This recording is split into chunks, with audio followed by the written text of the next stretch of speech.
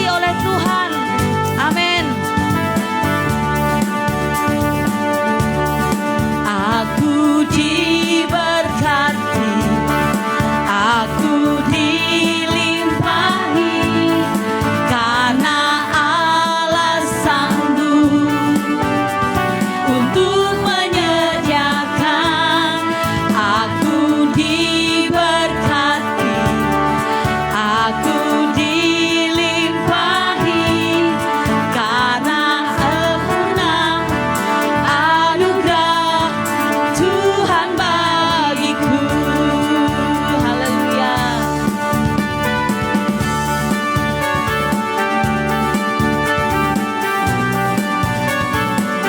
Terima kasih Tuhan.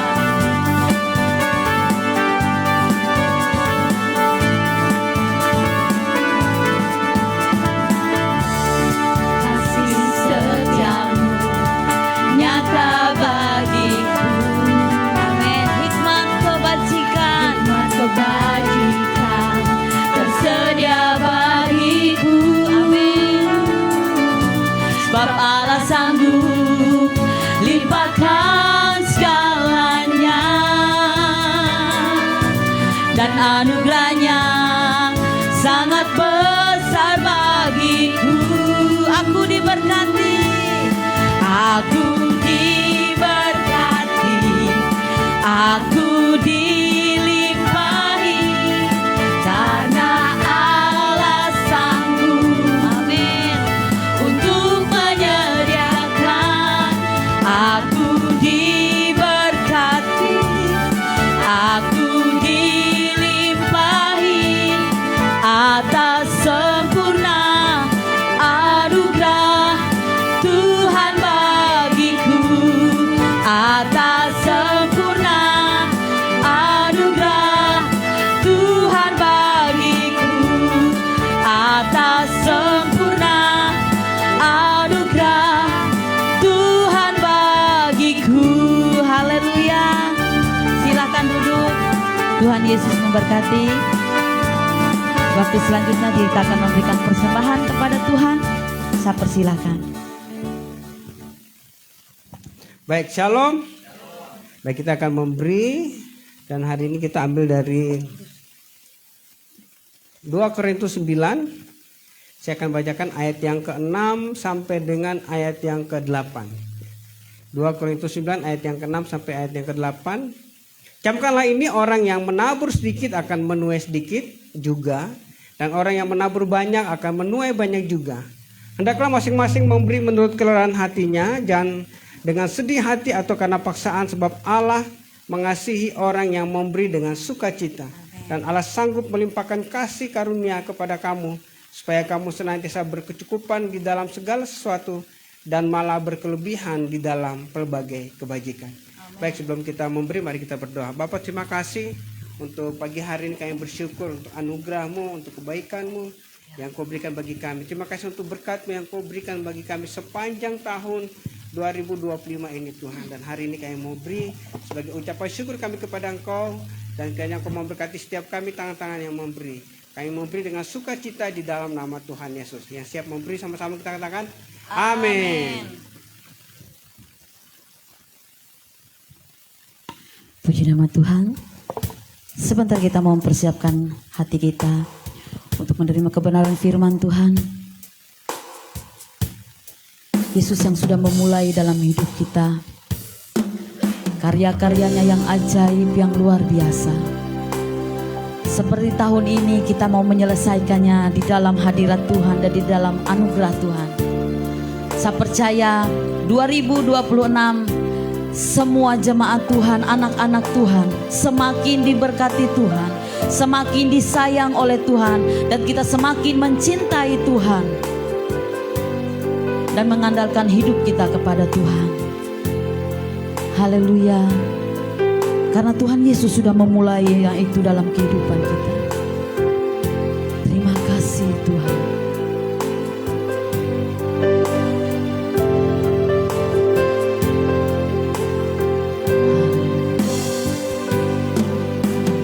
Yesus, Kau telah memulai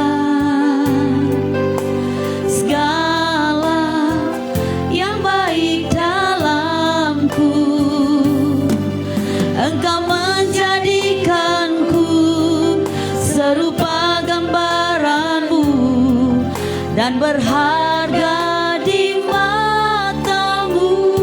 Yesus, Kau telah memulai, ya Tuhan, Kau telah memulai karya yang mulia, karya yang mulia dalamku.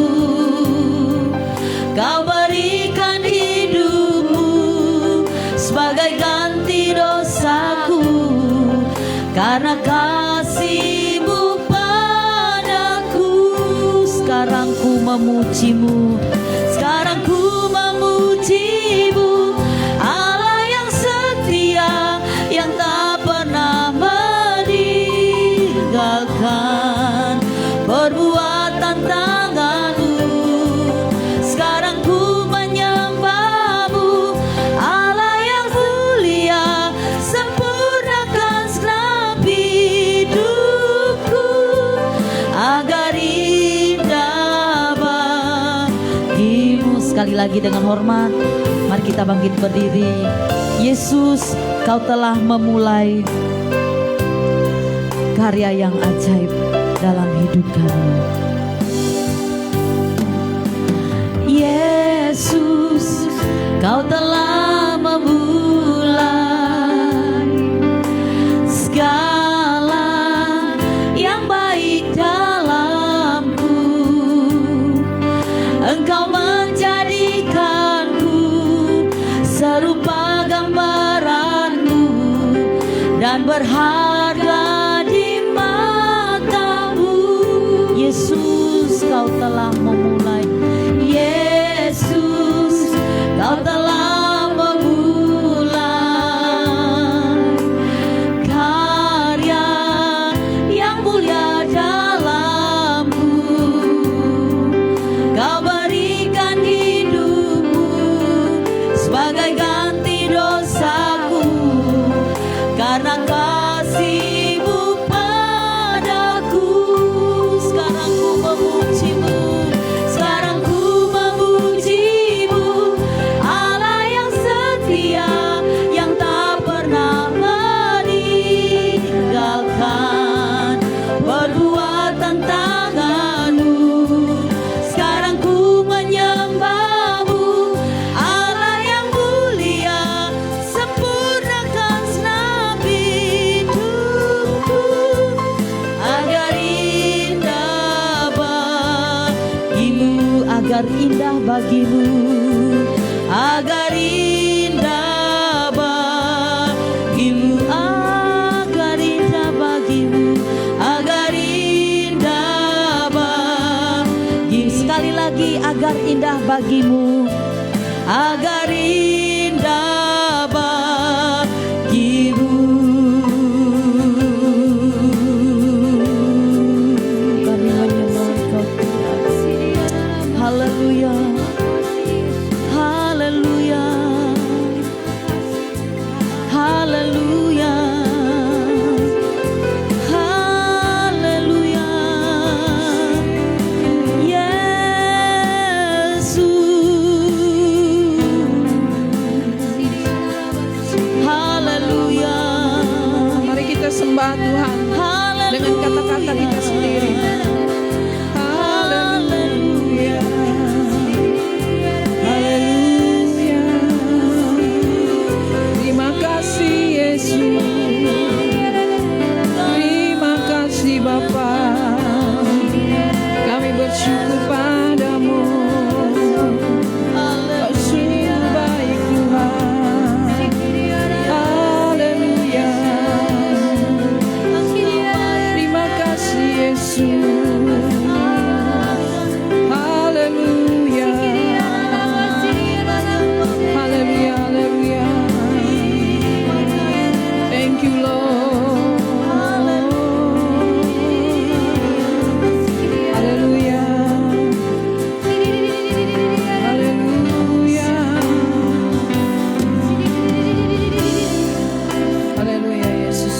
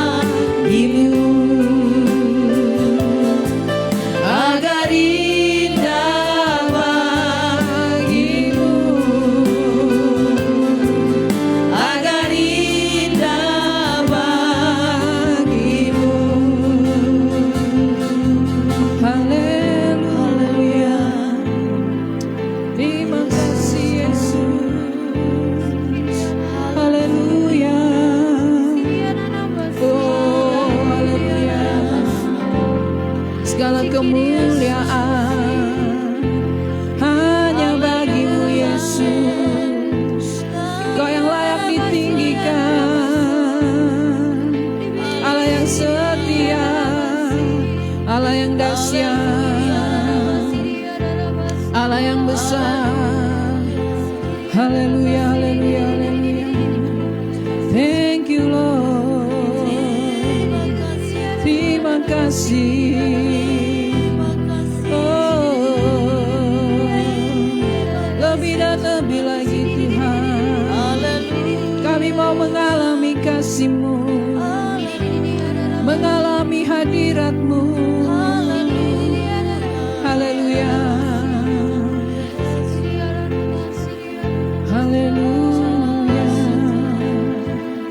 Terima kasih Yesus. Haleluya. Thank you Lord. Haleluya. Haleluya.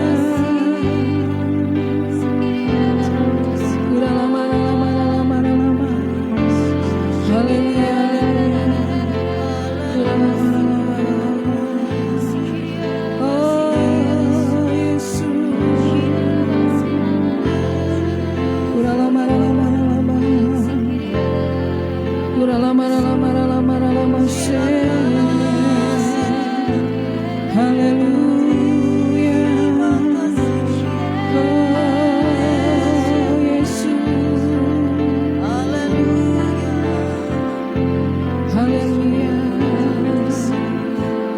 Thank you Lord. Lebih dalam lagi ku rindu Kau Tuhan, Lebih dari segala yang ada, lebih dalam lagi ku cinta Kau Yesus, ku mengasihimu. lebih dalam lagi. Lebih dalam lagi ku cinta Kau Yesus, lebih dari segala yang ada, lebih dalam lagi ku cinta Kau Yesus, ku mengasihimu.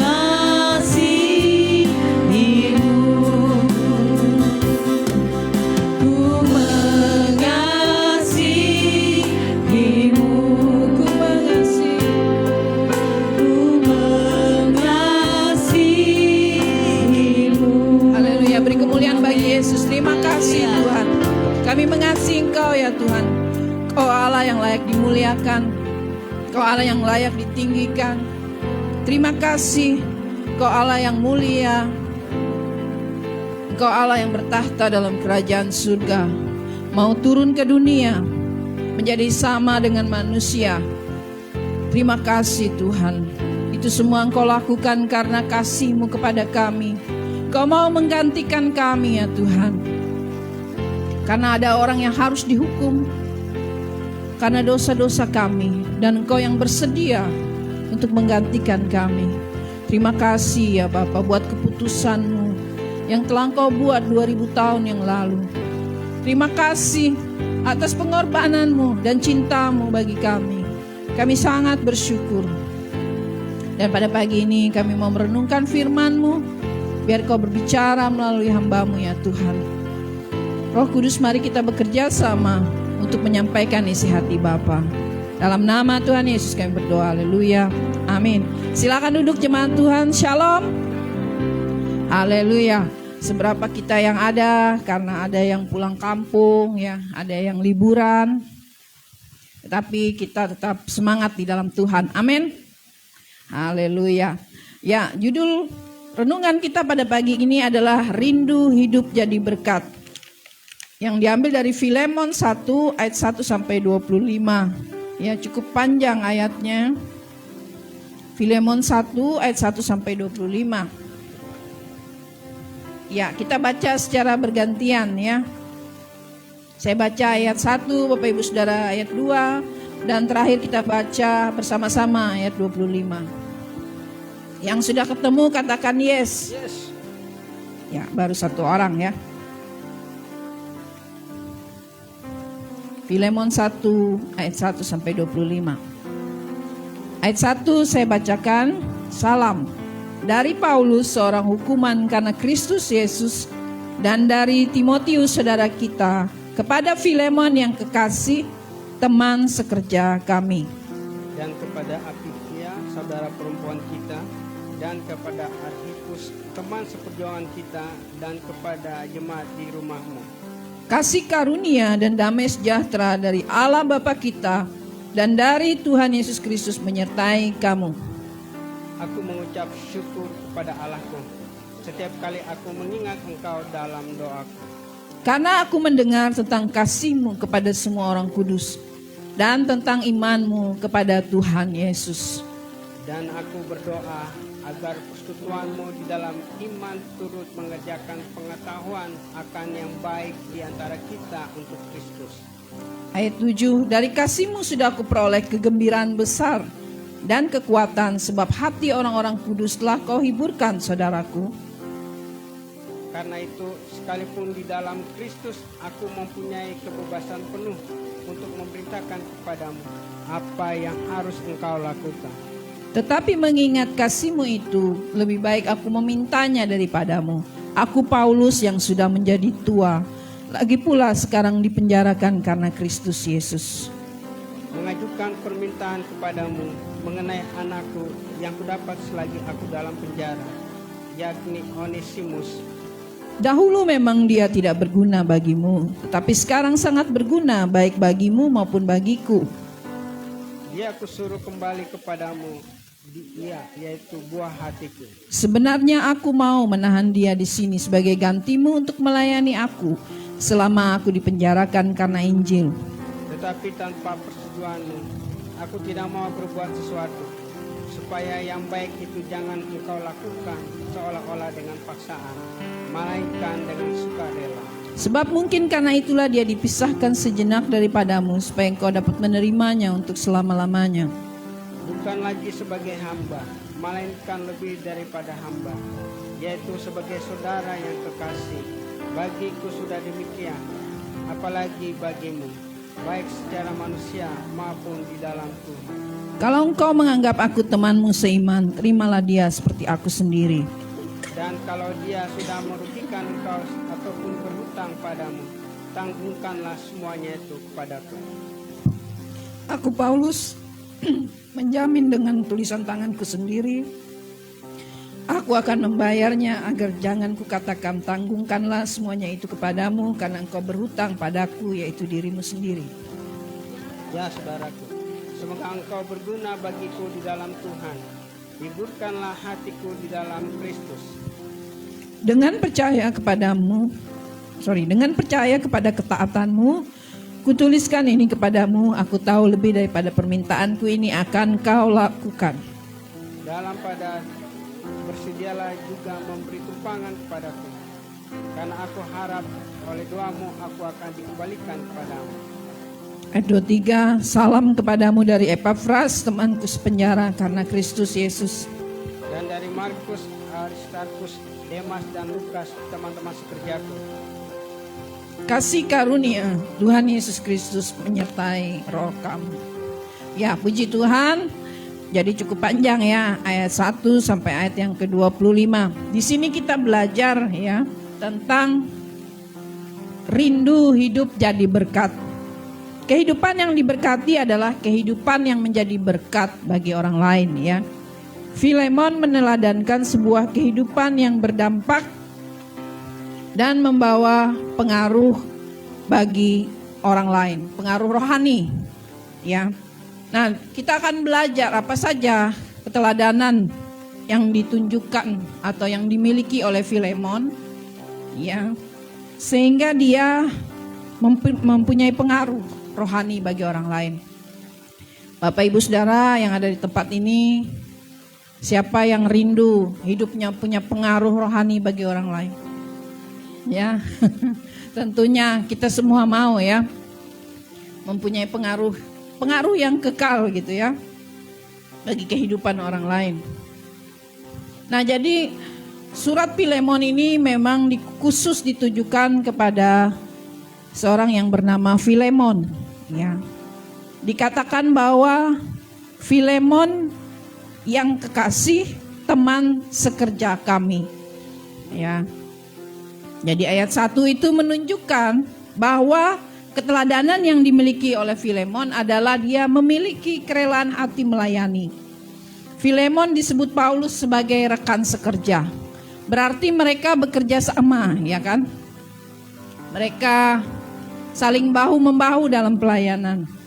Nah, di sini menunjukkan bahwa Filemon itu aktif melibatkan dirinya, bukan pasif menunggu di dalam pelayanan, ya.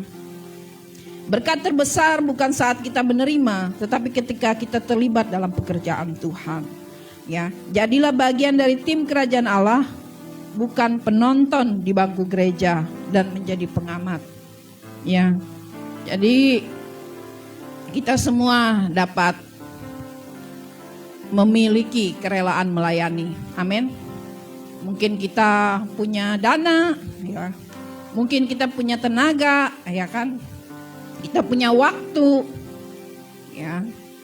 Kita bisa lakukan itu untuk melayani Tuhan. Kita punya waktu untuk doa fajar misalnya, ya. Kita berdoa, kita mendoakan orang lain. Amin.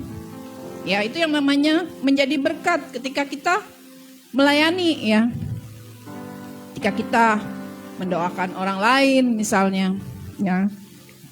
Pada saat kami rutin berdoa, ya, doa fajar, ya, kami melihat bagaimana banyak terobosan yang terjadi, ya, dalam hidup kami secara pribadi dan juga bagi jemaat Tuhan, ya. Biasa dalam doa itu kita sebut satu-satu, ya, nama jemaat, kita doakan mereka supaya apa yang menjadi berkat mereka, apa yang menjadi bagian mereka, mereka peroleh. Amin. Ya, jadi hal-hal yang luar biasa seperti yang sudah saya ceritakan, ya, di awal Desember, ya, seharusnya itu adalah hak kami, ya, sebagai dosen yang melakukan tugas belajar gitu, ya. Seharusnya saya menerima uang tukin 6 bulan, ya.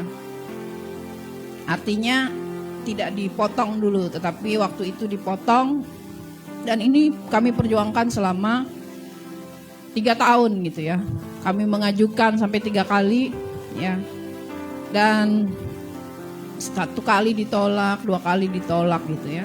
Dan pada tahun yang ketiga dan awal Desember kemarin, ya, kami ada 6 orang gitu, ya, dapat menerima uang yang seharusnya menjadi hak kami gitu, ya. Dan dulu tidak goal untuk dibayarkan. Jadi kami itu dipotong tukinnya, seharusnya tidak usah dipotong selama 6 bulan itu gitu, ya. Ya, puji Tuhan, itu berkat yang saya alami pada awal bulan. Dan kemudian saya juga sudah bercerita bagaimana saya juga sudah mengurus untuk kenaikan pangkat lektor kepala gitu, ya. Selama hampir 3 tahun juga, ya. Dan ya, atau 2 tahun lah bisa dibilang, ya.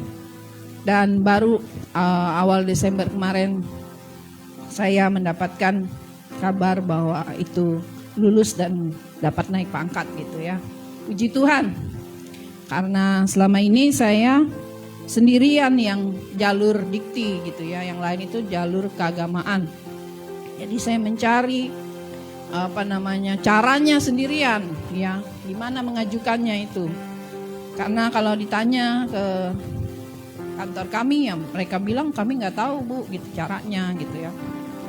Jadi puji Tuhan, ya, saat kita berdoa, ya, kita sebenarnya kita sedang melayani juga. Amin.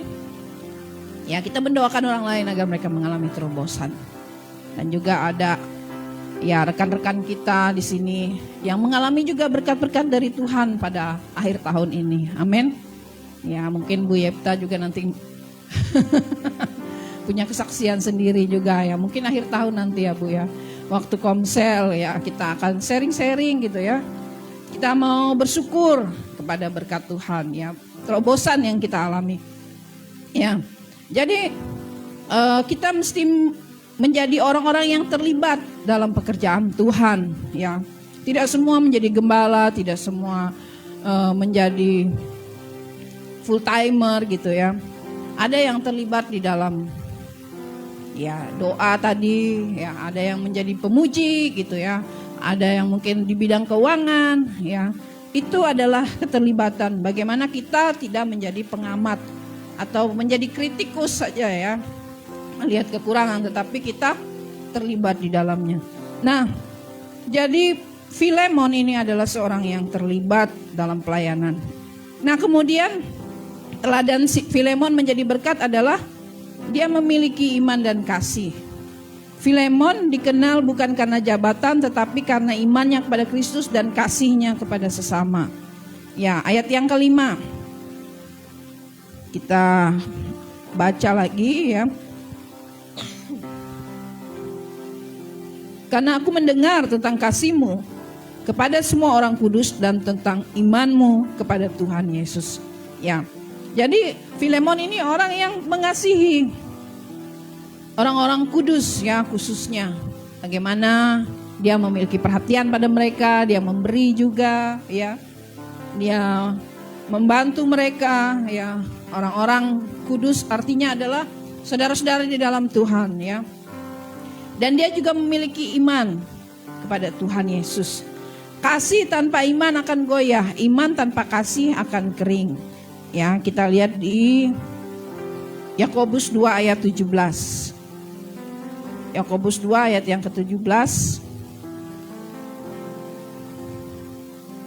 Kalau ada yang menemukan boleh membaca.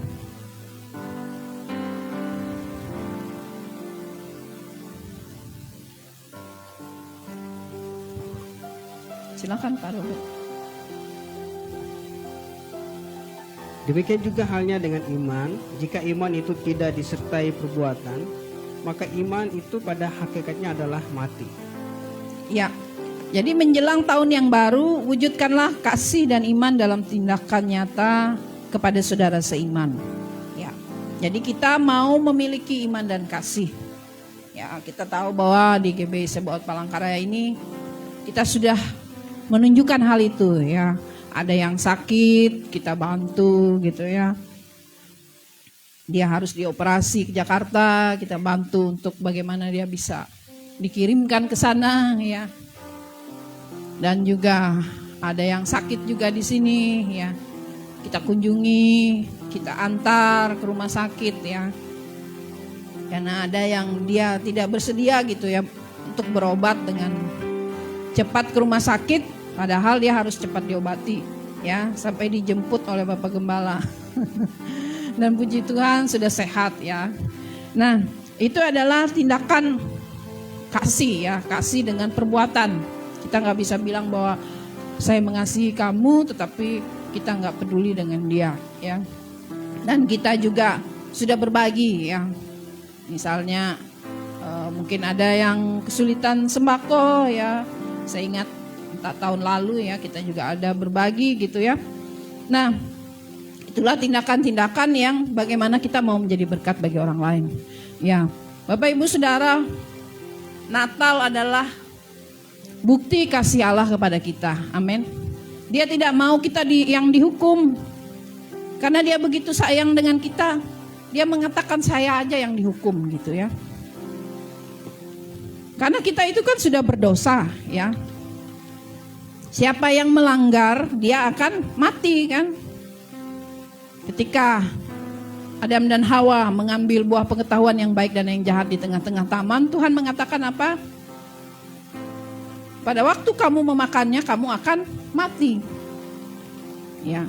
Jadi seharusnya kita dihukum. Tetapi Tuhan mau dihukum menggantikan kita. Dan Natal ini adalah peringatan dari keputusan Tuhan untuk datang ke dalam dunia ini. Amin. Tuhan melihat bahwa kita tidak mampu menyelamatkan diri kita sendiri. Perlu pertolongan dari tempat lain. Perlu pertolongan dari surga.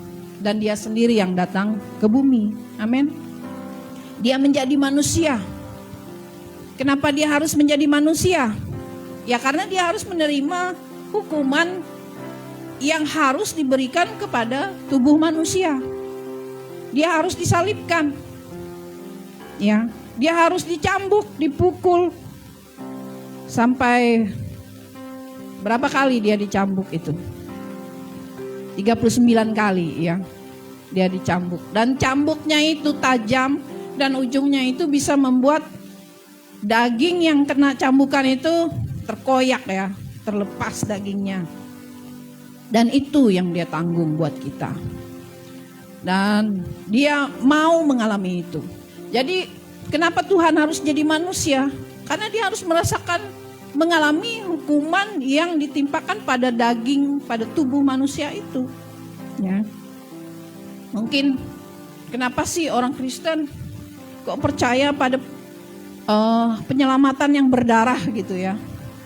Harus disalibkan gitu ya.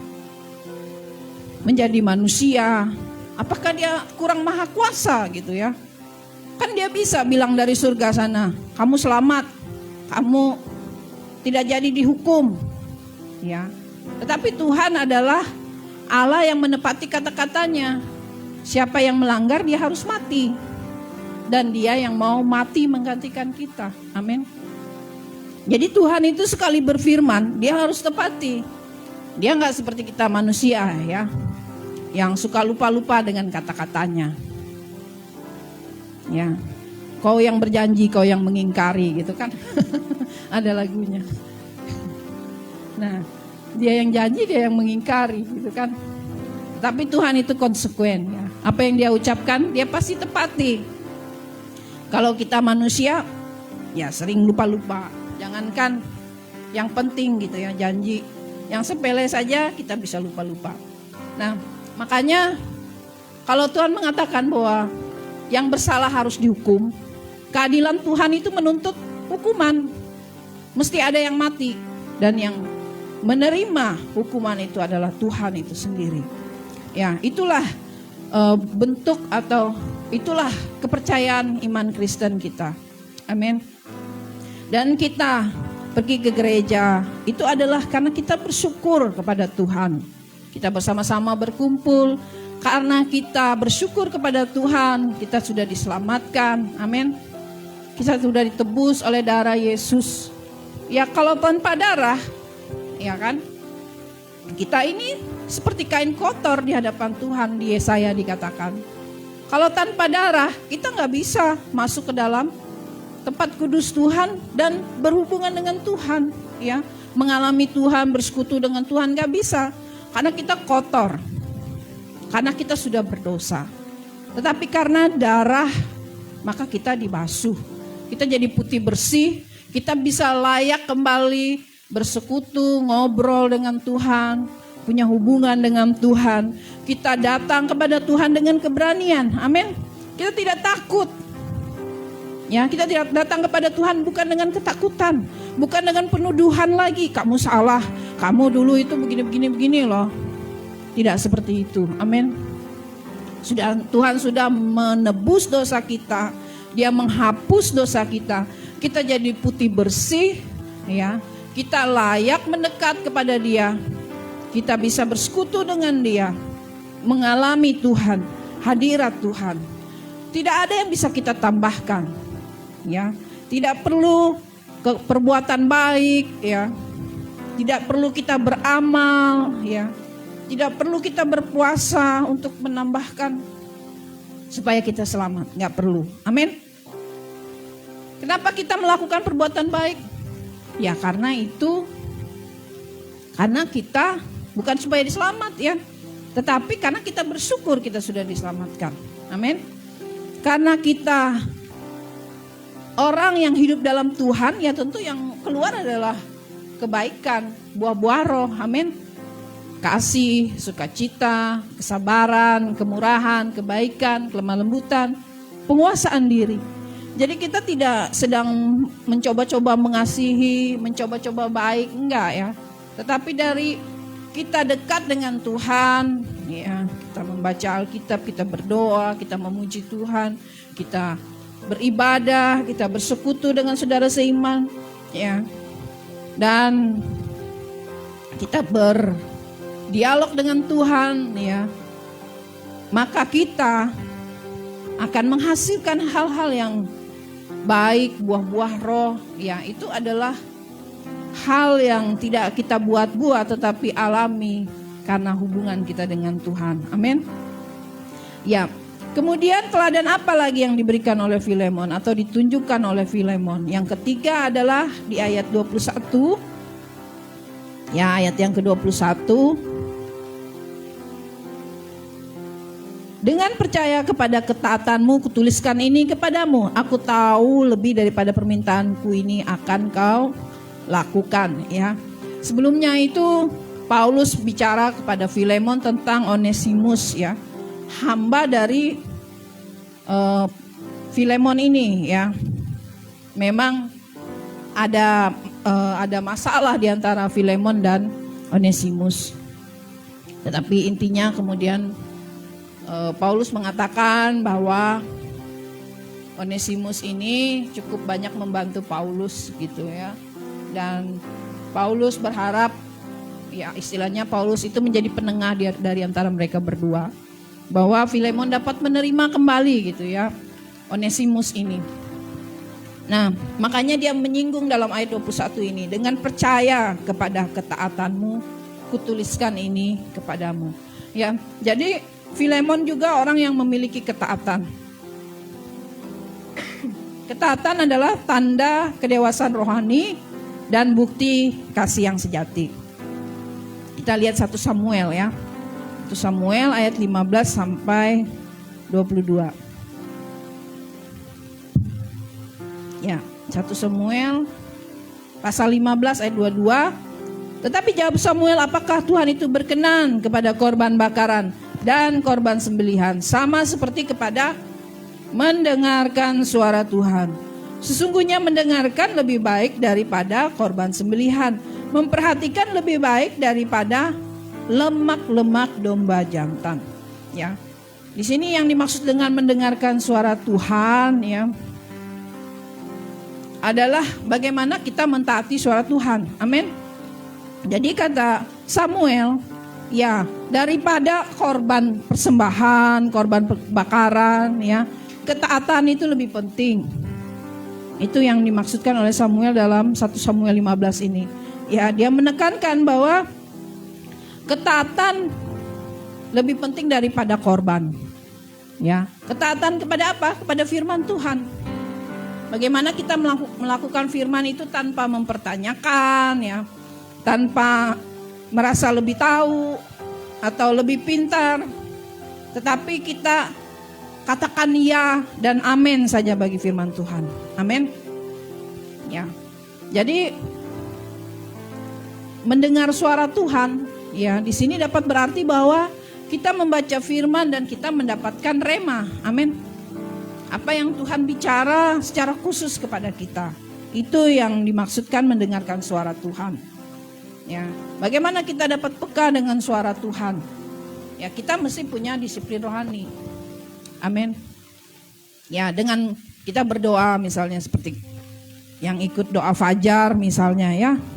Itu kan pasti dapat mengalami bagaimana kita akan menyanyi mungkin berapa lagu ya. 4 lagu gitu ya, menyembah Tuhan, 3 lagu ya. Kemudian di bagian akhir kita akan ucapkan permohonan gitu ya, doa kita kepada Tuhan. Nah, kalau kita meluangkan waktu kita 1 jam saja untuk berdoa, maka kita akan membuat, anggap saja kayak radio itu antenanya jadi lebih tinggi gitu ya. Amin. Karena kita mau luangkan waktu 1 jam.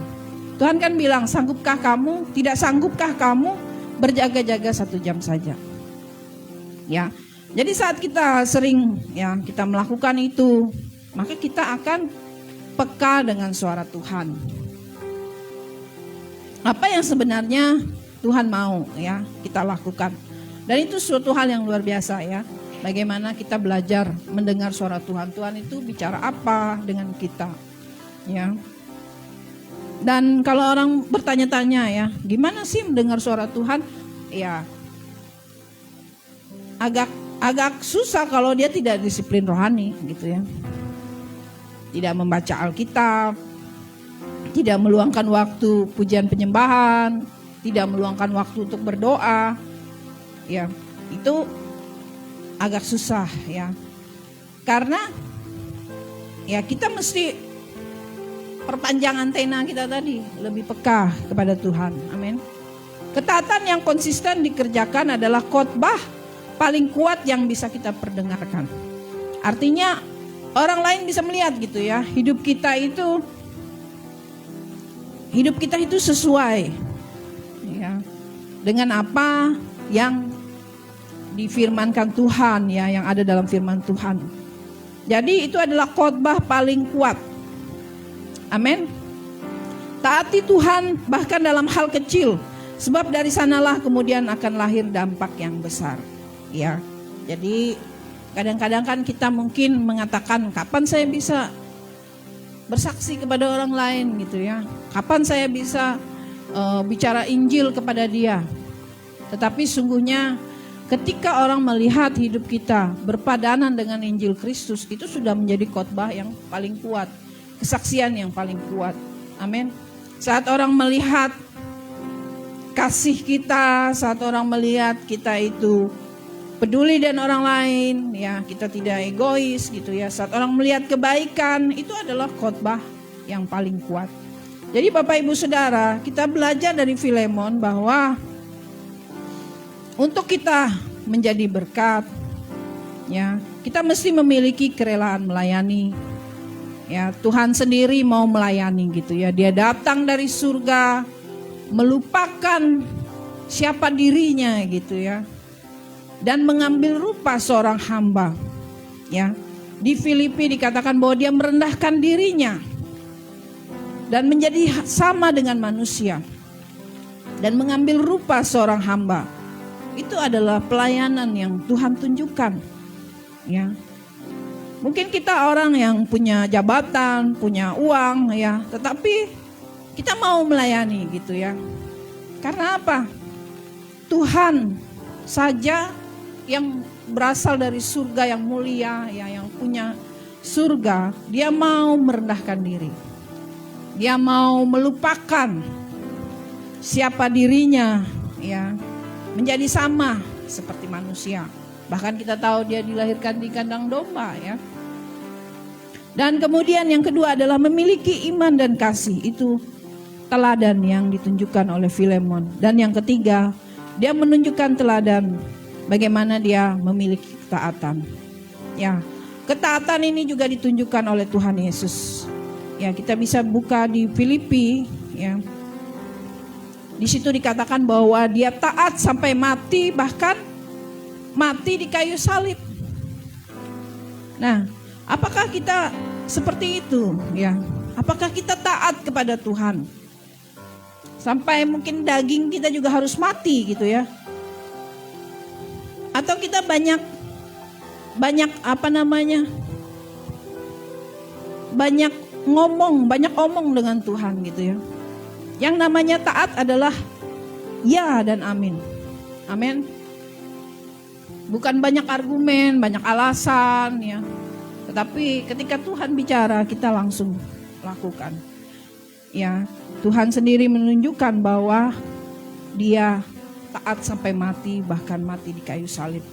Puji Tuhan, kiranya hikmah Natal ini dapat membawa kita semua menjadi berkat bagi orang lain, ya. Seperti teladan Filemon ini, bahkan teladan Tuhan kita Yesus Kristus adalah orang yang menjadi berkat, ya, bagi orang lain, yang melayani orang lain, ya. Apalagi kita akan mengakhiri tahun 2025 ini. Tinggal beberapa hari lagi. Hari ini tanggal 28 Desember ya. 29, 30, 31. Ya, 3 hari lagi kita akan memasuki tahun yang baru, tahun 2026. Mari kita merenungkan apa saja, kita hitung berkat kita. Apa saja kebaikan yang sudah Tuhan kerjakan dalam kehidupan kita. Sehingga hati kita akan penuh dengan syukur, ya. Kita masih bisa makan, kita bisa minum, ya. Kita dapat pergi kemana-mana, kita sehat, ya. Itu semua kebaikan Tuhan. Bahkan mata yang kita miliki aja sehat gitu ya, itu kebaikan Tuhan. Saya punya teman dan saya nggak tahu bahwa dia membuka pintunya gitu ya untuk kunjungan atau open house lah istilahnya. Pada hari Natal saya nggak tahu gitu ya. Dan ketika saya tanya, kita berkunjung, dia mengatakan, saya bersyukur kepada Tuhan kenapa saya buat open house ini, karena mata saya sudah baik katanya. Setelah melalui beberapa operasi gitu ya. Dan sebelumnya sudah operasi pun masih radang gitu ya. Masih gak bisa lihat orang. Dan kemudian dia bisa melihat saat ini ya. Sudah bisa melihat dengan jelas. Dan karena itu dia bersyukur. Jadi Bapak Ibu Saudara, pernahkah kita berpikir bahwa mata kita yang kita punya ini yang baik begini gitu ya. Bagi orang tertentu ya. Ada satu lagi teman yang masih dalam proses seperti itu ya. Operasi lagi dan operasi lagi. Bagi orang tertentu mata kita yang kita anggap biasa aja gitu ya. Apa yang saya syukuri dan mata saya ini gitu ya. Ternyata dia gak bisa lihat gitu kan. Jadi banyak hal. Kaki kita, tangan kita yang semuanya baik-baik saja. Itu semua kita patut syukuri. Haleluya. Puji Tuhan. Mari kita sama-sama menyanyikan lagu tadi. Saya undang para pemuji untuk maju ke depan. Haleluya. Terima kasih Tuhan Yesus. Bersyukur kepadamu ya Tuhan, atas kebaikan-Mu ya Tuhan Yesus.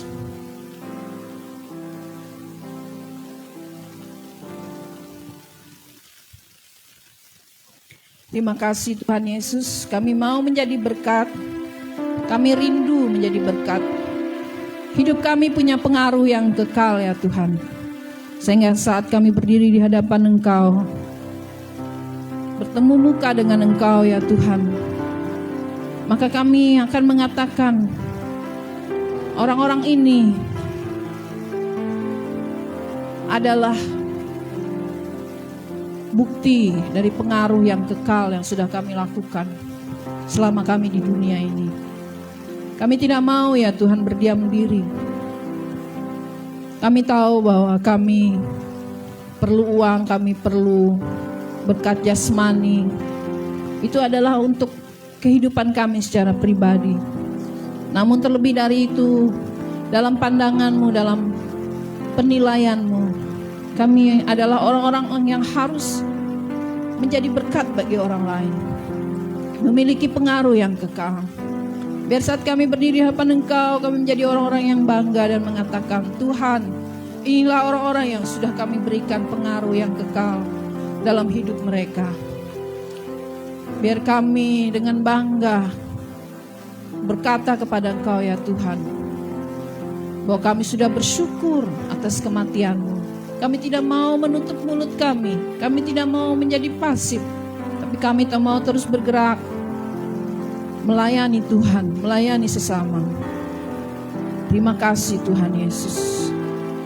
Kami bersyukur pagi ini. Haleluya.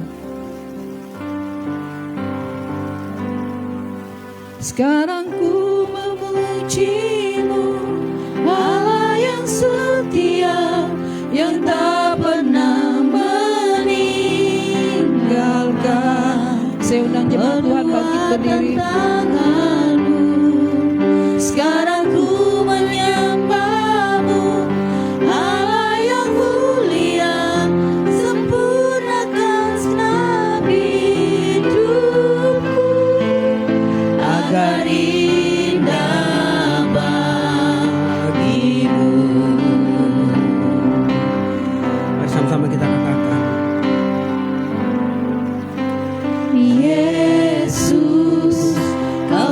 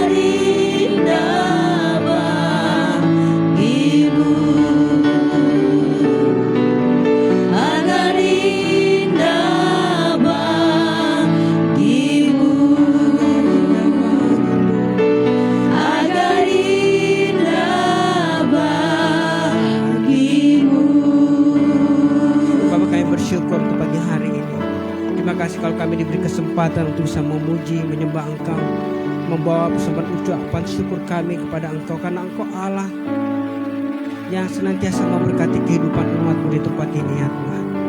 Terima kasih Bapak, biar gereja-Mu bisa menjadi berkat bagi orang-orang di sekeliling kami Bapak, bagi sesama kami, bagi teman-teman kami, bagi keluarga kami ya Tuhan.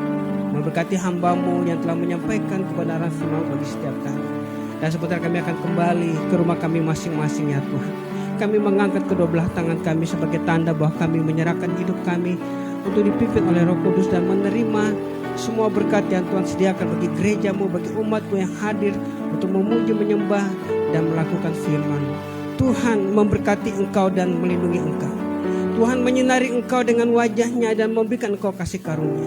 Tuhan menghadapkan wajah-Nya kepadamu dan memberikan Engkau damai sejahtera. Engkau akan terus naik dan tidak turun. Engkau diangkat menjadi kepala dan bukan ekor. Dan apa saja yang diperbuat tanganmu dibuat Tuhan berhasil. Apabila bersatu jalan musuh menyerang engkau, tapi bertujuh jalan mereka akan lari dari hadapanmu, karena Tuhan yang menghancurkan musuh-musuhmu. Oleh karena itu jemaat Tuhan yang dikasihi, terima dan bawalah berkat dari Allah Bapa, kasih dari Tuhan kita Yesus Kristus, dan penyertaan dari Roh Kudus menyertai dan memimpin hidupmu mulai pagi hari ini terus kekal sampai selama-lamanya. Maranatha, Tuhan Yesus datang yang kedua kali. Yang sudah diberkati sama-sama kita katakan amin. Selamat hari Minggu, Tuhan Yesus memberkati.